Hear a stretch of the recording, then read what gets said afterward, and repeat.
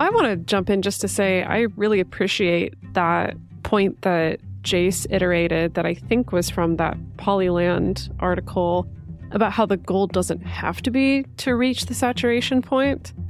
That, again, we can feel like, oh, I'm polyamorous or I'm non-monogamous. This is my identity. And so this is what I should be doing. I should be filling up all my available time with partners. Like that can motivate that feeling. Or honestly, I think this can be a hangover from monogamy culture as well, right? That we're sort of taught, okay, if you find the one, if you find your partner, you should be dedicating as much time and energy as you possibly can to that relationship. All your free time. That should be taking up most of your time. And so we can sort of transpose that onto non-monogamy, right? And feel like, okay, the goal is to fill up this huge chunk of time with all my partnerships. So I think for me, even just remembering that is really good insight. Welcome to the Multiamory podcast. I'm Jase. I'm Emily. And I'm Dedeker. We believe in looking to the future of relationships, not maintaining the status quo of the past. Whether you're monogamous, polyamorous, swinging, casually dating, or if you just do relationships differently, we see you, and we're here for you.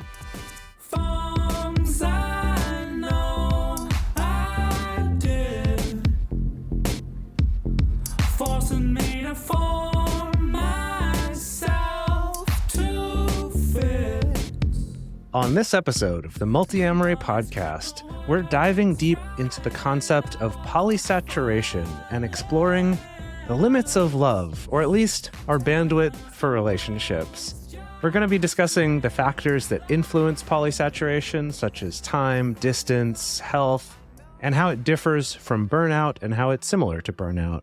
And we're also going to look at some alternate ways of thinking about polysaturation that can apply in other types of relationships. Regardless of your relationship status, there should be something here for you in terms of balancing our emotional lives and our time to better understand our capacities and desires. So let's jump on into this and talk about polysaturation.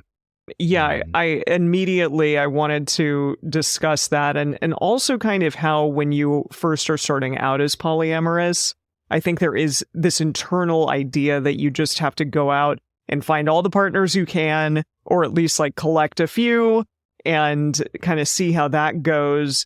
But yes, as you move along more in your journey, or maybe just as you get older, I don't know, it seems like perhaps 1, 2, 3... that's about all one can muster. I don't know about y'all. Well, there is that phenomenon, right? That when you're a newbie, you kind of want to, maybe not for everybody, but some people want to do this like polyam Pokemon Go. Yeah. Like you said, of maybe, especially I think if you're someone who you feel like you felt non-monogamous or polyamorous your entire life, or this is something you've been thinking about for a long time, and then finally you have the opportunity to say yes to people and opportunities that previously, maybe for many years or decades, you had to say no to. It's understandable that you go out and then you say yes to everything at once. Yeah, totally. Yeah, absolutely. The question about if it has to do with age is interesting, because I feel like, and we'll get into this more as we explore it, but I think a lot of it just has to do with what's going on in your life and what commitments you have. And I think for a lot of people, as we get older, we get more of those things, but that's not always the case. And I've definitely encountered people at all different ages who seem to have way more capacity for partners than I would expect, or something like that. What season of life are you in currently at that moment? And that can mean, are you maybe retired, or are you just having kids leave the house and you have more time? Or did you just finish a PhD program and finally you have all this free time that you didn't once have? Right. So let's look at some definitions when we talk about things like polysaturation and burnout. What do those things even mean? Polysaturation is a state in which a polyamorous person has as many significant relationships as they can handle at a given time. So there's a lot of factors that influence polysaturation, things like time or distance between partners. Maybe you have a big family that needs a lot of attention at a particular time in your life. Maybe you're growing your family in some way. Also health concerns if you're super introverted, or maybe you're really extroverted and you have ended up finding a lot of partners and then you're like, shit, I can't handle anymore. Also, other partners' expectations in terms of your time or in terms of how much they feel like they want to see you or not. And whatever types of relationships it is that you're having. I think when I was polyamorous, I would have somebody that I saw maybe every month, other people that I saw maybe every week, and then also a live-in partner, things like that. So that can really determine how many people you may have at any given time. And like a lot of the terms that have come up out of polyamory, like compersion or things like that, we don't have a clear origin of like, oh, this person invented this term at this time. That's something that we tried to look into for this, and basically nobody that I came across knows. And if someone does say they know, I'm going to be a little bit suspicious of it, just because it's with the internet, sometimes it's hard to track down the origin of things like this. Well, so speaking of origins, we also need to define the term burnout, which is related. So that term, we actually can trace its origin back to 1975. It's become a hot term these days, like I think especially millennial burnout. 1975, I was shocked at just because it feels so prevalent right now. I figured that that was a thing that maybe came into vogue more recently, just as a term. But 1975, I'm wondering like what was happening then. Was it the big like Wall Streeters maybe doing a bunch of banking or something and getting real burned out? I don't know what was happening in 1975. Women, more and more women starting to enter the workforce. Although I guess that like really hit its peak or started to gain steam in the early 80s. But, maybe more like working mothers or mainstream, at least suburban working mothers, who probably would be the people on the front lines of burnout, I would imagine. I don't know. That's interesting. But burnout refers to things like being emotionally exhausted, having a decreased sense of accomplishment, maybe feeling less connected to your work, less inspired.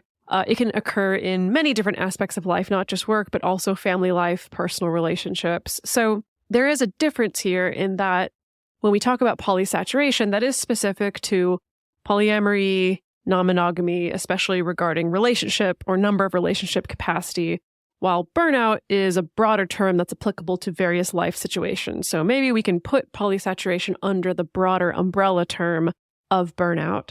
As with a lot of polyamory specific terms, like I mentioned compersion a second ago, what to me is so interesting about them is that within polyamory, it kind of gets us thinking of like, oh, look at these unique situations that we have. We should come up with words for those. And so we have things like compersion, feeling good when your partner feels good, even if it doesn't involve you. And then we realize as we talk about it that, this is something that everybody experiences. It's not just exclusive to polyamorous relationships, but it finally was prevalent enough that it was worth making a word for it. And so then it's interesting. And compersion is nice because it can still get used in any kind of context, not just in these multiple romantic relationships. But then with this one, polysaturated, as I was thinking about it, and you'll see this more and more as we get into this in this episode, but this concept applies in all sorts of relationships and is really not specific to polyamory or just multiple romantic relationships at all. But because poly is in it, the polysaturated, I was thinking about like, what are some other terms we could use to kind of broaden that concept? And so some ones I came up with were things like connection saturated. It's kind of like I've got enough connections in my life that I feel like I'm not able to give as much to all of them as I want.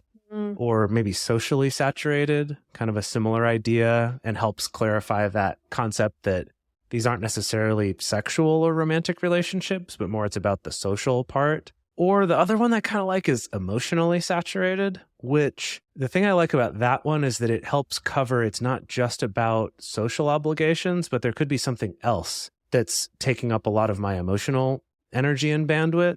That, maybe it's not that like, oh, I've got so many plans, I can't deal with it. But emotionally, I've just got so much going on that I don't want to take on anymore. So just to throw that out there to get us thinking about it, because I think this is just such a useful thing to be aware of that most of us aren't. And so I think it's so cool that we actually have a word to describe it. And I want to make that more useful for more people. I appreciate that. I appreciate that putting that lens on it almost gives it a little bit more of a holistic focus, where, again, I think with non-monogamous folks, we can still get caught up in the how many partners is too many, or how many partners do I have capacity for? And then it can be easy to sort of put blinders on, not acknowledging, oh, but I also have my family relationships. I also have my two besties that I go to coffee with every week. I also have, my work, like really trying to look at the whole landscape. I think especially if you're in a position where you're trying to evaluate, is now a good time to start dating someone or say yes to dating someone, or is now a good time to get on the apps or not? This makes me think about monogamous relationships and the idea of the nuclear family, and how so often the nuclear family tends to be insular and not have much connection to a lot of people in the outside world. And I do wonder if that's just simply because of that saturation in a variety of ways that you're talking about, Jase, like emotionally saturated or something along those lines, just especially at certain points, if it's like, I can't think about anything else or I can't do anything else. And it's unfortunate that that sort of is something that I think people just understand as that's just a reality, that's just a truth, even though often we don't put as much time and effort into other connections as maybe we should be, or maybe we want to be. Yeah, it's funny. It's making me think with the nuclear family thing you bring up about, I think so often what we see is kind of the opposite problem there, where it's like, I'm told that this is my only social world anymore, and I feel so unsatisfied by this that I'm going to go have an affair or have a crisis or whatever. And so I'm like, what's the opposite of saturated? Like, what? Because maybe there's a problem on the other side that we haven't even thought about. Yeah, I don't know. What the opposite of saturated depleted, lack. I know there's a fancy. I'm sure there's a fancier sounding term, but that's just off the top of my head. Yeah, as we could almost do a whole other episode just exploring that spectrum, right? Between like, I'm not getting enough of emotional, social engagement and sort of sense of connection versus what we're talking about today, which is I have so much of this that I'm dropping the ball, or I'm feeling overwhelmed, or feeling burned out, or whatever it is. So Dedeker, you talked about this a little bit before, but I think it's understandable to question how many partners is normal to have when you're polyamorous, because I think normal may feel different from one person to another, and may fluctuate throughout the time that you are in polyamorous relationships, especially maybe when you're starting out. Like we said, you may want to be dating just everyone, one date per day of the week, perhaps, or maybe when time goes on, or you're at a specific challenging point in your life, that number may dwindle down to very few partners. So we tried to look at some research on polysaturation, but empirical research is really minimal out there, which makes a lot of sense to me, largely because it requires researchers to have a definition of what counts as a partner. And those definitions are super diverse, as diverse as polyamorous people themselves. But we did find a survey from 2012 called the Loving More Survey. And this survey had a total of 4,062 participants ranging in age from 16 to 92. And it was an internet-based survey co-sponsored by the National Coalition for Sexual Freedom, and the participants all self-identified as polyamorous. And the investigators were Fleckenstein, Bergstrand, and Cox. I love those names. They're great. What they found was that the average number of sexual partners in the previous year was just over 5. Now, that's an interesting distinction, because that's about sexual partners, which right away when it said the word partner, I was like, oh, this is somebody that they're like dating or seeing for maybe a long period of time. But here they're talking about just sexual partners. So that's fascinating. 5 seems, that's understandable to me, that like, okay, maybe it would be 5 people. But to have 5 partners at a time, to me, seems like a ton. Yeah, but that's the piece we don't get to know, right? It's because, one, we don't know what counts as sex in this study. We also, don't know, well, like, okay, how many other partners did they have that maybe they're not sexual with, or how long did these last, or, right? There's a lot of question marks there, but it is at least interesting to have some kind of sense of what people answered. Fleckenstein and Cox, so 2 out of the 3 from that last survey, they did another study in 2014 that specifically only looked at U.S. adults older than 55. And again, it's not clear how partnership is defined here, but that survey found that most polyamorous people maintain 2 or at the most 3 partnerships simultaneously. And that's really fascinating and awesome that they did a study with people over 55, because that's almost like never what people look at in studies. So well done. Especially with polyamory. Yeah, exactly. Yeah, for sure. But this one does seem to be emphasizing more of the maintaining partnerships. Yeah. Again, we're not totally clear on like what counts as a partner or not, but versus how many people did you have sex with, it's how many partnerships do you have or how many partners do you have? So that may actually be a little bit better in terms of research and looking at like what constitutes as normal, if that's what we're looking at here. That's the question that we're trying to answer. Then maybe 2 or 3 is more on the normal side of the scale. Which I guess, I think, again, when I was in my early 20s, first exploring non-monogamy, 3 felt like a nice magic number of ongoing partnerships that I felt like I could maintain. Right? 3. Yeah. 3 is 3 great. often felt good. Nowadays, like I want to say within the past 5 years or so, like the few periods of time where I have gone from 2 to 3 partners, my anxiety has just gone through the roof. Really? And that's not necessarily from like what those 3 partners are doing, but from myself, really, of like, oh God, okay, 3 partners that I want to, you know, have good relationships with and take care of and spend time with. And oh God, how am I going to do that? So I think for me, 3 emotionally entangled relationships is probably a lot. I think for me, in order to have 3 partners again, there needs to be very different expectations of how I'm going to show up or what shape those relationships are going to take. Which is a great segue to our next section here. At getting beyond just numbers. Yeah, because it's not a number, because all partnerships are created a little bit differently. It is more complex. So on the Polyland blog, Paige Turner wrote this piece called Full Up or Not Hungry, Polysaturated versus Polysatisfied. Love new terms, always. And yeah, so in their article, they bring up this interesting distinction between having capacity to take on more partners versus desire to seek out more partners, which I think is really interesting, because I think that I've gone through different periods of life where I maybe have a desire to go on a first date or to be dating someone new, but don't necessarily have the capacity. And also vice versa, where like, I feel like I have the capacity, but have zero desire whatsoever to get on the app and then be expending my time and energy on trying to find somebody. They also point out the fact that, you know, for some people, non-monogamy can function as fulfilling a need, you know, a need for variety, a need to express your identity, a need to be relationally creative. It's often presented in this way. And for other people, it's maybe not even necessarily a need. It can just be about freedom or curiosity or exploration. So I guess I think about that as if you're a non-monogamous person and let's say you suddenly find yourself in a situation of having 0 partners or 1 partner, does it feel like, oh God, I do need to kind of rush out to still maintain my identity, or I do feel like there's a part of me that's just not alive or not being fulfilled if I'm not dating multiple people? Versus I think maybe if you're in a situation where it's less about that and just more about like, oh, I don't know, it's fun, or I don't know, it's fun to just kind of explore new people or get to know new people or explore new relationships. Yeah, I think it's such an interesting thing to bring up, where I know that I experienced this myself, kind of starting out in non-monogamy, was this sense of, if I have time for more partners, I should have more partners. Like, as in this polysaturation point is a goal.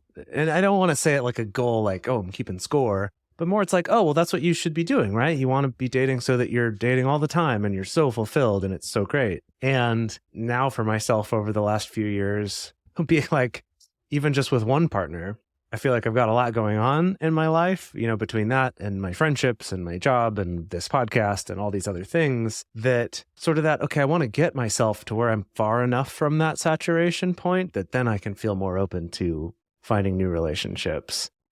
And it just keeps making me think about this idea of, rather than trying to find the limit right away, of this, I want to find a place where I'm comfortable, right? If I'm like, gosh, I really want another partner, okay, great, seek that out. But it's like, okay, I think I might be okay, because if you've got that little extra bandwidth, when you just happen to meet that random, really cool, charming person, that's an option instead of that like, shit, I don't have time for this person. And I've talked to so many people who have that experience of like, oh my gosh, I don't know, I was on a trip and I met this person and they're actually from my town and I want to date them and they're so cool. We really connected and it's great. But like, I have no time. Like, how could I do this? Like, do I have to change my schedule with my other partners? Whatever. It's got me thinking about that. Having that extra room really frees up a lot of options, which is a nice feeling. Yeah, definitely. There was a Medium blog titled "What is Polysaturation and How Do You Know When You're There?" This was by Rachel Hope, and it points out some other factors that may significantly affect when polysaturation occurs. And we're talking about some of them, but things like time, which includes how much time folks want together versus their alone time. There are a lot of us out there that feel like, okay, I don't need that much alone time. I feel great when I'm around a ton of people. My alone time can be pretty brief. And there are people that really, really need their alone time, and they need multiple hours in the day in order to spend recharging. On the infludating episode that we did a few weeks ago, we found that people after the pandemic, they're more likely and willing to go further distances to date than they used to. But I think that really makes some people pause when they're interested in dating someone or not. They're like, well, this person lives 50 minutes away from me. It's going to take a really long time to get there. I just don't have the bandwidth to be able to do that now. Also, if you have family members that need significant amounts of care or just time, small children, even aging parents, then you're probably not going to have a lot of bandwidth to go on dates. Also, your own health or physical limitations, things along those lines as well, that may make a difference in terms of how open you are to seeing new people. Another kind of challenging one could be time of year, like the season differences, where, maybe it's warmer, people are wearing less clothing on a day-to-day basis, so you want to date more of them. I don't know. Or maybe like as it's starting to get colder, it's like, no, I just want to settle down with these ones I'm comfortable with. That could change a little bit. Emily mentioned the alone time thing. That may be a little bit related to like an introversion, extroversion kind of thing. Like how much stimulation do I want versus how much do I just want to be chill and quiet or have my alone time. And then I think it's also worth pointing out that this can really change based on the type of relationships you're having.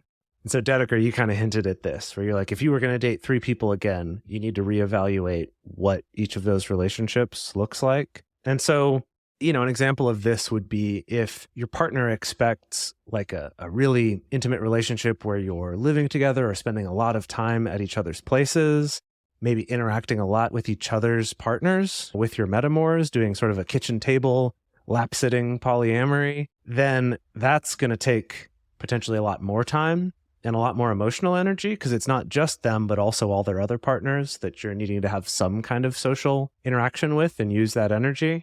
Or, it could be someone who's a comet who you only see once a year or something like that. Then obviously I could have several partners that I only saw once a year. And maybe that's kind of a strange setup, but I don't know, kind of sounds cool. Right? But there's a lot of different options for how that could look. And so I wanted to explore a little bit of that, just some examples maybe from our own lives or things we've seen about just how it's really not about the numbers, how it's more about what types of relationships are you having and what are the demands that those relationships put on you.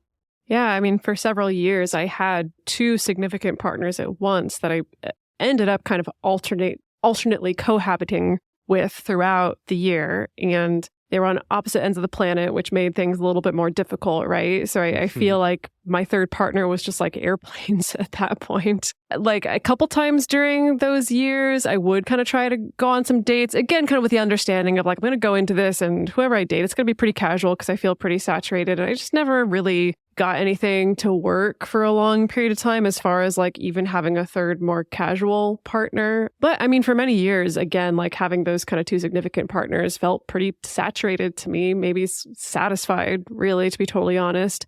Maybe things would have been different if I wasn't employed or something, if I didn't also have life projects or, this podcast or stuff like that, maybe then I would have more bandwidth or wouldn't have felt as saturated. I'm not sure. But yeah, again, this can take many forms. Like Alyssa Gonzalez introduced us to that great turn of phrase of being polysaturated at one, right? Where maybe you just have one partner and creative projects that you pour your time into, or you have one partner plus you're taking care of a newborn right now and you don't want to spend any of your little bit of energy or time on dating. Or maybe that expands for some people that could be their 4 partners. They have one person that they live with, they have one friends with benefits, they have 2 people that they're just kind of dating or seeing occasionally. I've seen all kinds of different arrangements that people go through here. Yeah, one that I feel like is a trap that I've certainly fallen into before is that okay, I'm dating 2 people somewhat seriously. And I'm also dating a couple more people that are sort of newer, more casual relationships. Well, the problem is if those relationships go well and you're like, oh, I want to be spending more time in developing these relationships more, you can kind of start out in a place of yeah, this is a decent setup. This works for my energy level. And then it's oh no, I want to incorporate this person more into my life. Where's that bandwidth going to come from? And that can be a challenge too if you've got, I don't know, too many irons in the fire. I was going to say ovens in the fire, but that's not the same. No, not too many ovens in the fire. Yeah, I was thinking about right when we all were starting out, I was in the quad relationship. And then for a brief period, Josh was in the picture. I also had this other guy that I was sort of seeing. So that's so many freaking relationships. I'm just shocked that I had that many people that I was seeing and that I was able to invest that much time into. It's really incredible. I'm I do wonder. I'm what was I doing at that time? I was just dating. If we ever retire, we'll go back to that. Maybe? I like to I think don't know. that could be a fun thing to look forward to. Yeah, I mean, this is a season in all of our lives where I feel like we're really hustling a lot, and it's hard. Maybe when we were not hustling as much, we had more bandwidth and more time to date, and that's just not the case. Our other partner are our jobs right now. Yeah, it's true. Yeah. I've thought about that a lot when I think back to how did I do it? How did I? Because I'm recently, and maybe this is partly why this is on my mind here as well, is I'm considering getting back into the world of dating someone or someone's new. And it's a little bit scary and overwhelming, and also just oh my gosh, I go back and forth between do I even have the energy or the bandwidth for that at all? Even just having one partner right now, plus some close friendships that I care a lot about, plus a normal job, plus this podcast, which has grown more and more into more of a commitment, and all these things that I think back to that time of oh yeah, when I was dating more, I was a lot, I would say, less employed. Yeah. And this podcast took up less time. It was a much smaller thing back then. And dating was hard because I had a lot less money, but I did have a lot more time, which you can never have it all. You can maybe, but not all at once. I don't know. Maybe you can have everything everywhere all at once. I don't know. Maybe. So anyway, with all of that, let's get back into exploring just a little bit more about burnout to kind of understand the origins of this term and what that's about. And then we're going to dive a little bit deeper into how do we identify this for ourselves? How can we prevent it? And what can we do about it in our lives? But before we get to that, we're going to take a quick break to talk about how you can support this show. If you appreciate getting this information in your podcast machine every week for free, we would love it if you would take a moment to check out our sponsors and to support this show by joining our community. That directly helps us keep this content coming to everyone out there in the world for free. So we really do appreciate you taking the time to check it out. And we're back. Now, let's talk a little bit more about burnout, which is something I think all 3 of us have experienced over different times in our lives. I thought you were going to say over and over and over again. Not over and over and over again all the time, but yeah, I don't know. I feel like we're hopefully fairly good about understanding when burnout happens and that we maybe need to do something about it. It's tough. I think, yes, if you feel like you are polysaturated and you have maybe some emotional or social saturation if you're not in a polyamorous relationship. And all of that happens with a lot of like overwhelming feelings, then you may be burned out. Or you may want to look at the framework of burnout to try to kind of determine what it is that you can do about going through this thing in your life right now. So, as we talked about before, burnout was coined as a technical term by Herbert Freudenberger. Did I say that right? Yeah, sure. Why not? In 1975, which again is a long time ago now. My goodness, I'm shocked that it was then. And it is defined by 3 components. So the first is emotional exhaustion, and that's the fatigue that comes from maybe just caring about something too much for too long. That, yeah, there's a point at which it's like, okay, I just can't anymore. And that may be your job, like a really intense project that's occurring in your job. Or I think for me, feeling like I have to be at my day job when I'm not there, for instance, that can result in burnout. I think maybe for Dedeker, I mean, it's great that you take time off from your job so that you can minimize feeling burned out. We actually talked about this, almost 2 years ago now on episode 327 about compassion fatigue, of that kind of just emotionally giving too much that you just kind of, I like the term burnout because it's like, yeah, you've burned it all up. There's nothing more to burn here. There's no more fuel here that can be burned. The next component is depersonalization, which is that depletion of empathy, compassion, and caring. That kind of goes along with compassion fatigue right there. Mm-hmm. Yeah, like an apathy kind of. Yeah. And then third, a decreased sense of accomplishment. That's really interesting. So this unconquerable sense of futility, or this feeling that nothing you do makes any difference, that's kind of like an existential like dread maybe of, oh, whatever it is that I'm doing, it just doesn't matter in the grand scheme of things. We're all just like on this big machine, this big cog in the sky doing nothing, really. Yeah, I also wanted to point out, I didn't do this earlier, that I think this can happen and it doesn't have to be connected to a particular job. It doesn't have to be connected to a particular life situation or relationship situation. Sometimes this can literally just be the product of living under capitalism, living under oppression, like living under just all the kind of systems that we currently have to navigate on a day-to-day basis. Even if you love your job, even if you love your family, even if you love your relationships and your partners and you get a lot of satisfaction and fulfillment from them, burnout can still happen. I think that the decreased sense of accomplishment is one that in times when I've felt burned out, that's kind of the big key of that sense of like, I'm doing lots of things. And if I were to tell someone all the things I'm doing or all the things I did, they're like, holy shit, that's a lot of stuff. And I'm like, but it's not enough. Like I haven't done enough. And I do think that is very much related to that concept of, your value comes from what you accomplish and the sort of hustle culture. And you've got to be doing all the things all the time. And there's a lot of that kind of glorifying of that mindset, which I know for myself really leads to that feeling of it doesn't matter how hard I'm working, like nothing seems to matter. Like it's all futile and I just have trouble caring about stuff.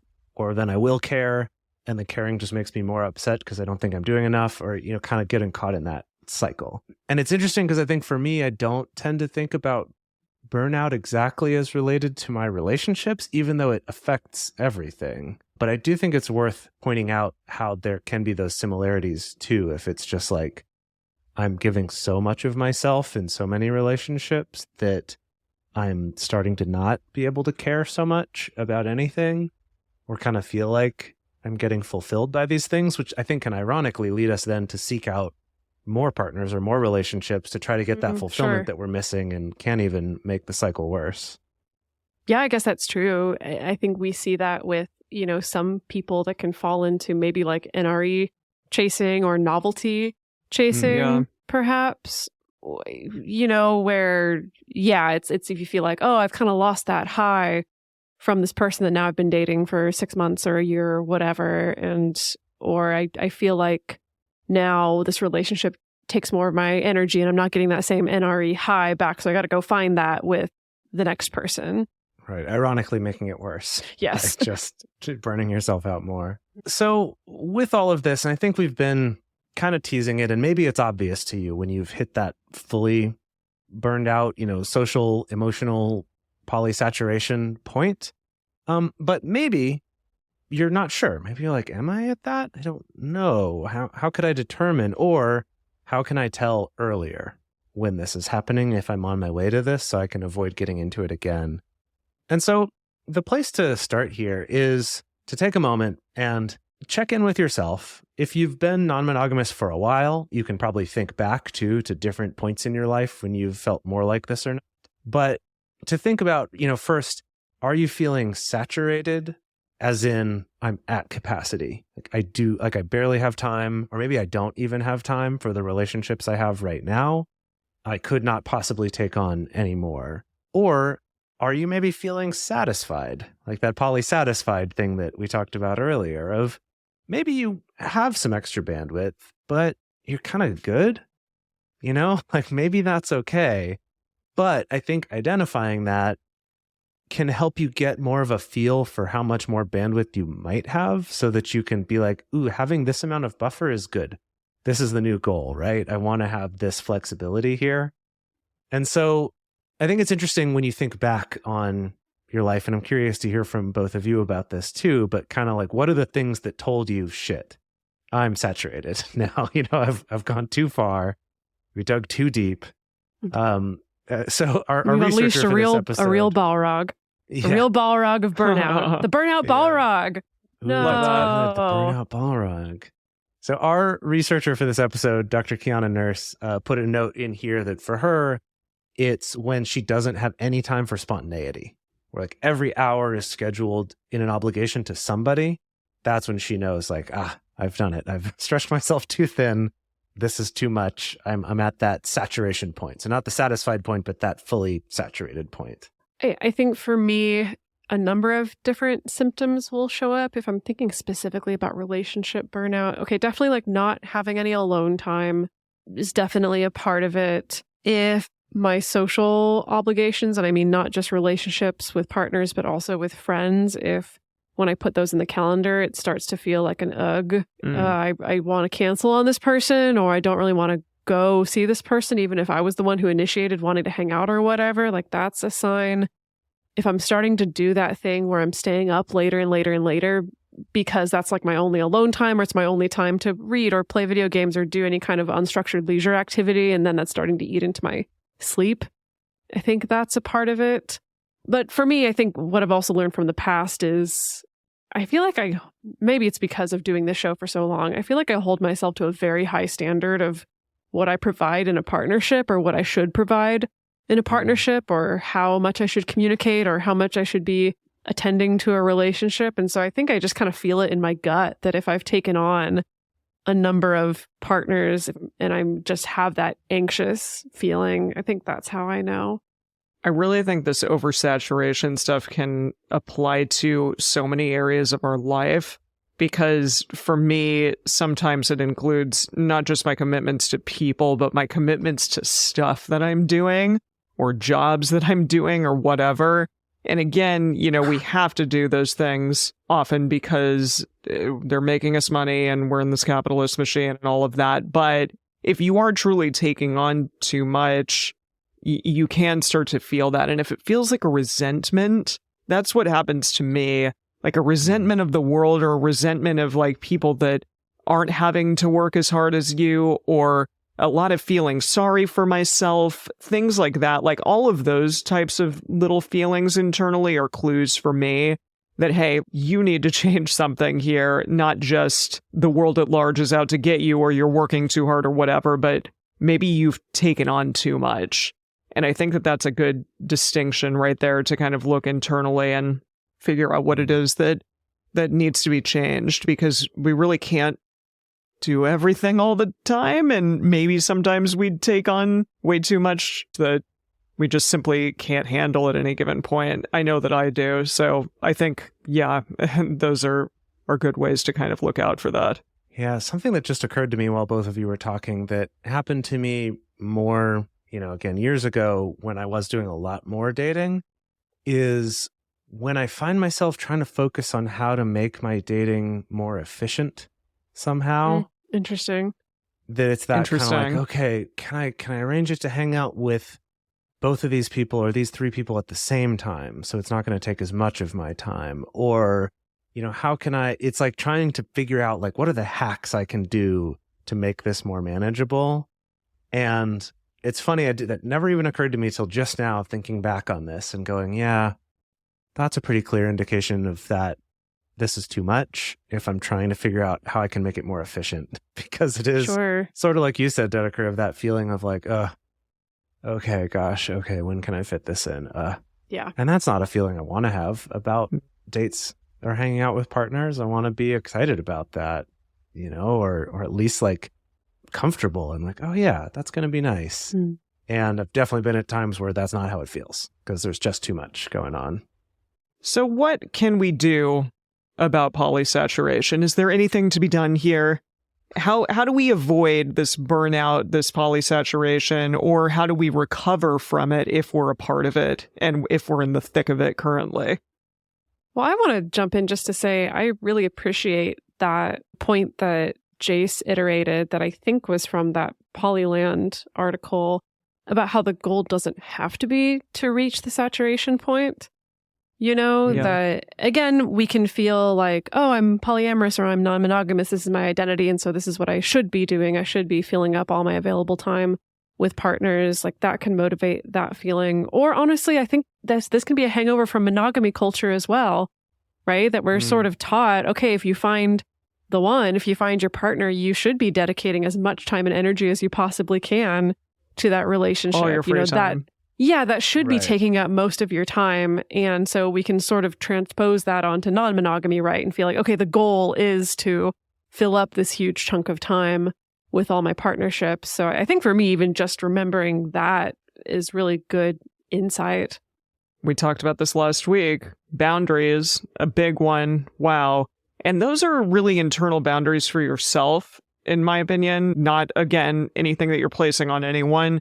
But just saying to yourself, hey, I know that I'm at capacity. I know that I'm getting to a place where I need to change the way in which I'm doing something. And so let me put some boundaries in place so that I can give myself time. For instance, 9:00 every night, I'm going to stop whatever it is I'm doing and I'm going to set things down, start getting ready for bed, maybe take some time to read, take some time to do something fun just for me.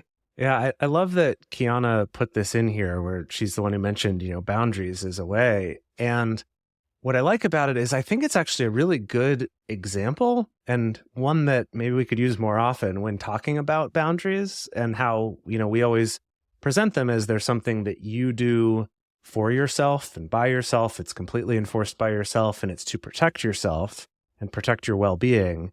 And that it's not always fun to do.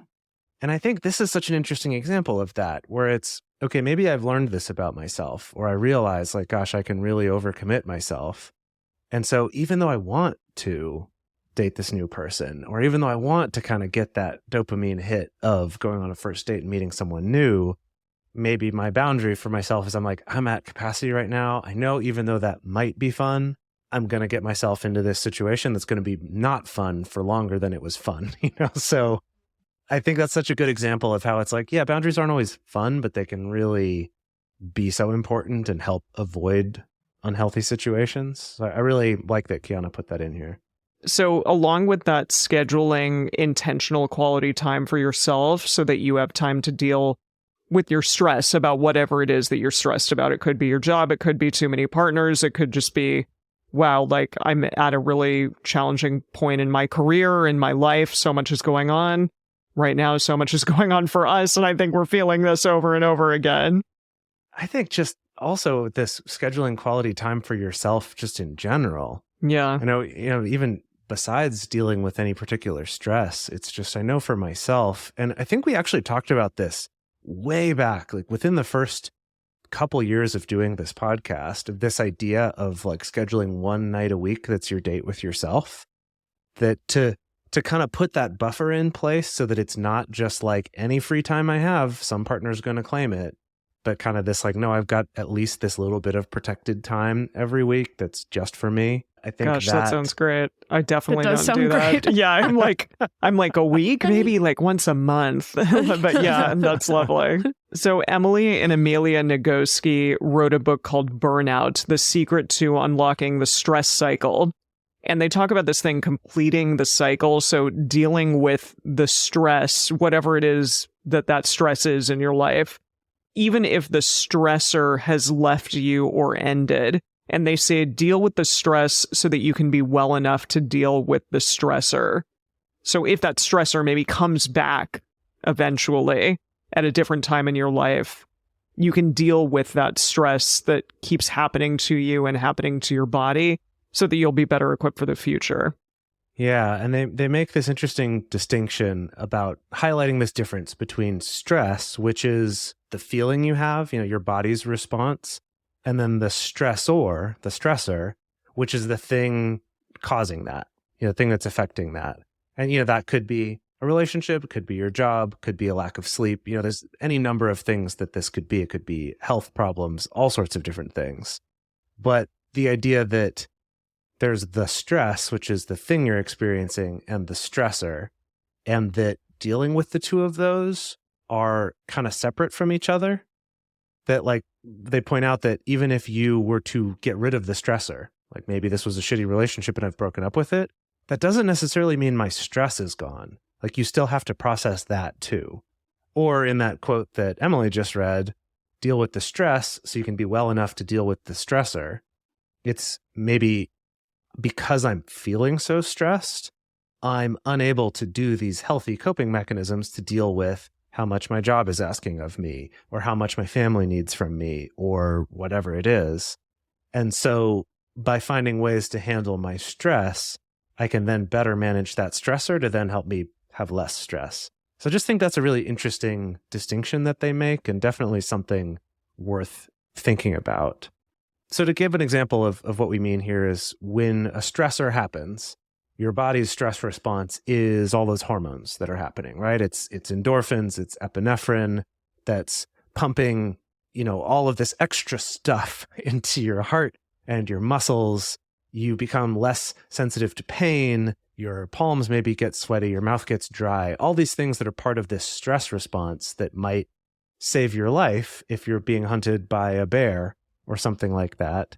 But in our day-to-day lives, we don't get that physical expression of this. And so we can kind of get stuck in, there's all these hormones making me feel shitty and causing harm to my body so that I can run away from a tiger, but there's no tiger to run away from. And so they talk about this concept of completing the cycle, which refers to letting your body move sort of through this physically activated state, and that doesn't happen just because the stressor's gone, that stress is still in you and getting that out of there.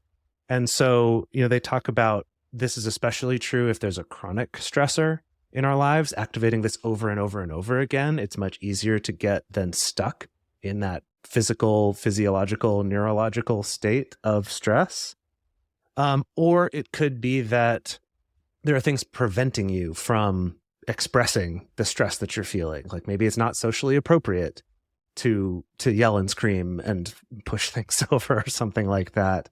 Or it could be safety, that maybe it wouldn't be safe for us to express this. And so they emphasize this idea of finding ways, and this could be something where you would seek out professional help, but to help complete that cycle, to allow that stress to sort of be completed and can move out of you, and to not think that, oh, just because I removed the stressor, now I should be fine. Yeah, so this is very similar to a lot of the principles that are presented in somatic therapy and in, somatic experiencing therapy that I'm trained in, but often some good ways of moving some of this sort of exhausted stress, chronic stress, burnout stress through you, things like physical activity. And it doesn't have to be going out and jogging around the block or going out and lifting weights. It could literally just be shaking your body around in the car, or it could be some gentle stretching, or it could be jumping up and down. It could be whatever it is that your body is able to do that feels like it can move that out of you, right? Can move that energy out of you.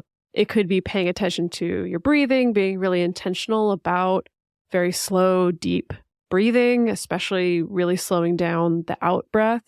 Or it could be leaning into the people around you, right? So it's like if you've been running around all day at work, you're in a really stressful work environment, and then you come home, instead of it being about, okay, I got to button it up and like make dinner and be okay, maybe it really is about, I'm going to sit down with my partner and we're going to have a little chat on the couch about our day and have some tea together. It's just going to be 10 minutes, right? And that's how I'm going to kind of let go of some of this.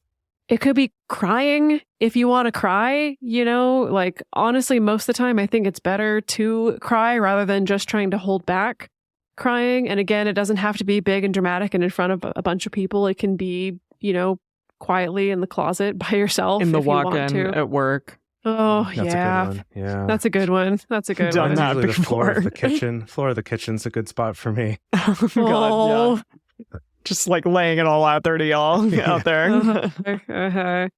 Or it could be leaning into getting affection, right? It could be something like wanting your partner or a friend or just someone you trust to like squeeze you, or do something kind of very like physically stimulating to your body, again, just to kind of get things moving. It could be laughter, it could be creative self-expression. There's a lot of options. A good place to start is just kind of really starting to tune into your body and get curious about like what sounds like it would feel nice, or what does it sound like my body wants to do right now, which may be different from what sounds like it would be nice right now. And then kind of finding a way to approximate that. Again, being able to complete the cycle is important because, keeping your body in that activated physiological state, which again is created by chronic stress. If you have a trauma history and you're like that's constantly being activated, that can be an issue. But this builds up over time and it can lead to other serious health issues. But again, all this goes back to the task of ideally avoiding burnout and avoiding oversaturation in the first place, if you can.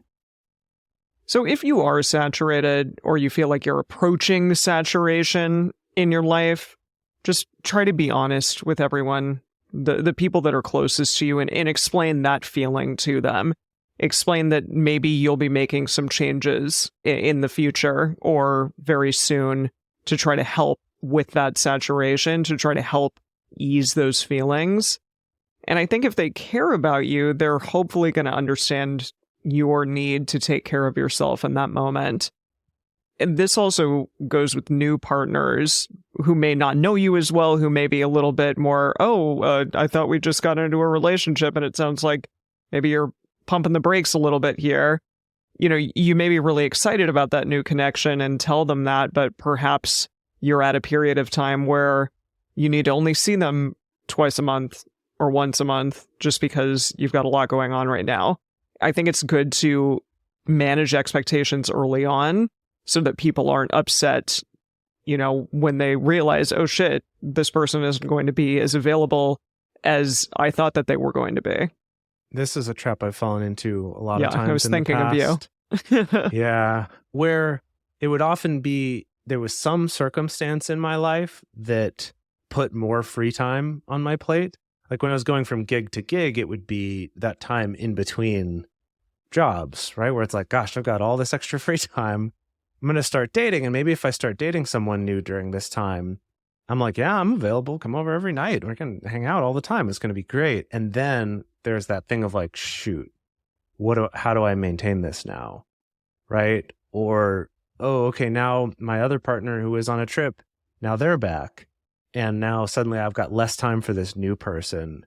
And that can feel like a slight to them, or I'm going to try to make it work with that same amount of time that I was spending. And it's just an easy trap to fall into when your circumstances are kind of changing week to week or month to month. And so to me, that comes back to a more difficult lesson I had to learn about the boundary thing, of just kind of understanding what's my kind of real sustainable bandwidth for relationships, and realizing that even if right now I've got more time, I need to try to keep to that one that I know is sustainable. Because even though I might want to do this right now, in the long run, this is going to end up adding more stress and frustration and hurt and things like that. Also, something to bear in mind, some of us can forget this. You can also ask for things, right? That What? Yeah, if you're, I mean, just as an example, like if you're identifying, hey, there's a big emotional or mental load that's fallen on me or that I've chosen to take on or that I assume that I need to take on or be the one to take on, you can also ask your partners to help contribute to that. Or you can ask your partners even for a temporary favor, right? Of, I know I was the one who was supposed to take on like planning our date this week, but I'm just feeling really overwhelmed. Do you mind taking that on, right? Do you mind being the one to pick out where we're going to go and kind of make the reservations or whatever it is, right? Or with things like calendaring, the thing that all non-monogamous people need to eventually develop as a skill. If it can be like, I'm so sorry, I'm just really overwhelmed right now. Like, can you be the one to take a look at our schedule and figure out a time when we're going to hang out with these friends together or whatever it is? Something we've talked about on the show before, specifically regarding having a radar, scheduling a radar, planning a radar. We affectionately call it radar daddying, being really explicit of like, can you be the radar daddy this month, of being the one to schedule it, to remember it, to remind us that we're going to do it, to make a plan of where and when we're going to do it, things like that. Because also, ideally, your partnerships are a two-way street, right? That's sort of the whole point of being in human connection, is that we're able to take care of each other. And so maybe you might want to examine, like, am I taking on too much? Am I taking on stuff that I wasn't asked to take on, right? Or even if that's not the case, can I just ask? Can I just ask for help? Can I just ask for help from the people that love me? And chances are people will be happy to help you. And then also, you may look at other areas of your life that you might want to adjust to give yourself some more breathing room, So like maybe even though you're saturated, you're really enjoying your partnerships and you like being able to spend this amount of time with the people that you're seeing and having this level of relationship. And so that maybe means, are there other things in my life that I could stand to do less frequently, dedicate less of my time or energy or bandwidth to the best of my ability?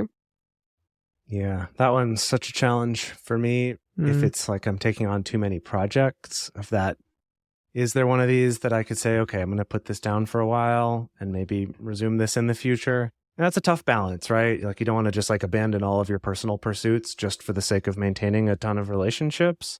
I often commit myself to too many different projects that I want to do. I've always got, probably 20 different ones that I'd like to be doing, and then maybe 5 that I'm actively doing something on. So, as an example of just some places to consider and look at for where you might be able to find some of that extra bandwidth. And it's possible that you'll need some help with that. I know this is something that I will often talk with my therapist about, of this like, okay, I've got too much going on. Can you help me figure out where can I get back some of this energy? Like, what can I be doing to better take care of myself? I've often found that spending less time on certain things, I may actually do just as good a job of that thing and also be in a healthier, better state and getting more sleep to kind of show up better in all the areas of my life. So kind of looking at some of these other tweaks in areas that it might not just be this one-to-one, I have to have one less partner than this. It could be renegotiating those relationships or any other part of your life. So just to kind of end on this note of think creatively, think outside the box and look at what might be some other things that I could do, because ultimately the goal here is that you want to be having a happy and fulfilling life, and you want to be showing up for your partners and your friends and your family in ways that are effective and that matter and that are caring. And there's not just everything is this sense of obligation. And so by taking this time to really think about this and evaluate it and have some boundaries, hopefully we can be doing a better job of that. But I do feel like I've gotten better at it over the years. And so we want to hear from all of you. Our question of the week this week on our Instagram stories is, how can you tell when you're emotionally or socially saturated? We would love to hear from you. Like, what are your telltale signs? How do you know? And hopefully that can help some other people identify that for themselves. Also, if you want to talk more about this episode, the best place to share your thoughts with other listeners is in the episode's discussion channel on our Discord server, or you can post about it in our private Facebook group. You can get access to these groups and join our exclusive community by going to patreon.com/multiamory. In addition, you can share with us publicly on Twitter, Facebook, or Instagram. Multiamory is created and produced by Emily Matlack, Dedeker Winston, and me, Jase Lindgren. This episode was researched by Dr. Kiana Nurse. Our production assistants are Rachel Shennework and Carson Collins. Our theme song is Forms I Know I Did by Josh and Anand from the Fractal Cave EP. The full transcript is available on this episode's page on multiamory.com.